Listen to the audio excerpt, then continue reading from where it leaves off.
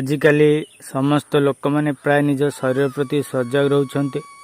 अनेक व्यक्ति मैंने निज शरीर को सुस्थ रखापी नियमित भाव में व्यायाम और तासह विशेष खाइबा पर अधिक गुरुत्व दियंती। हेले से उत्तम खाद्य को नहीं अनेक द्वंद्व एवं समस्त मन में उंकी मारुच।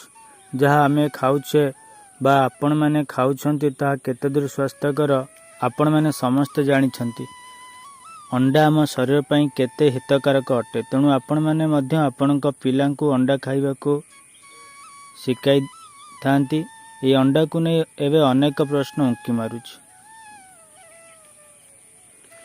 पूर्वर आपण मैंने शुणिथिबे अंडा खाइले पेट गरम हो जिवो बा पेट खराब हेबो, एमिति अनेक कथा बड़ लोक मैंने कही थांती। किंतु आपण मैंने केमिति जानिबे आपण खाउथिबा अंडाटी असली ना नकली? आपण अनेक थर न्यूज रे शुणिथिबे नकली अंडा विषय। ये नकली अंडा वर्तमान आम ओडिशा रे मध्य उपलब्ध हेलानी। आपण मानको कहि रखुछु कि अंडार धड़ा अंश बनाइबा पई उषुम पानी रे सोडियम आलिग्नेट कैल्शियम मिसा जाए। तापर एथिरे जिलेटिन बेंजरक एसिड आलम एवं अन्य रासायनिक पदार्थ मिसाई अंडार धड़ा अंशटी तैयारी हुए।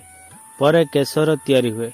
जो मिश्रण थाए सेतिरे केवल हलदिया रंग मिसाई दिया जाए। यापर धड़ा हलदिया मिश्रण को calcium chloride gypsum powder calcium carbonate सह मिसाई अंडा आकार दिया जाए। एक प्लास्टिक रो छांच थाए, से छांच रे समस्त मिश्रण को पकाई दिया जाए एवं अंडार आकार होई ताको बाहर करा जाए। यही अंडा शरीर को शक्ति तो आदौ दिए नहीं, बरं विष होई देहरे चरी जाए। कारण एते केमिकल मिसिया पर ही नकली अंडा तैयारी होई पारे।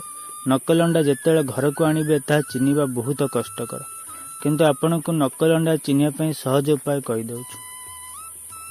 नकली अंडार धड़ा चोपा जल्दी निआरे जली जाए, किंतु असली अंडार चोपा निआरे पकाइले जदि ता रंग कला पड़िबो एवं बहुत समय लागिबो जलिया पई, तेबे जेबे भी आपण अंडा को घर को आणछन ता खाया पूर्व ता चोपा को निआरे प्रथमे परीक्षा करि नियंतु ता असली कि नकली। यह व्यतीत आपण अंडा आनिबा पूर्व ताहार कान पाखरे बजातु, से कौन शब्द आसुची तेबे ताहा किणतु नहीं। आपण अंडा को पानी रे पकाई परीक्षा करंतु। जो अंडा पानी रे बुड़ी रोची ता असली, किंतु जो अंडाटी ऊपर को भासी उठी था नकली।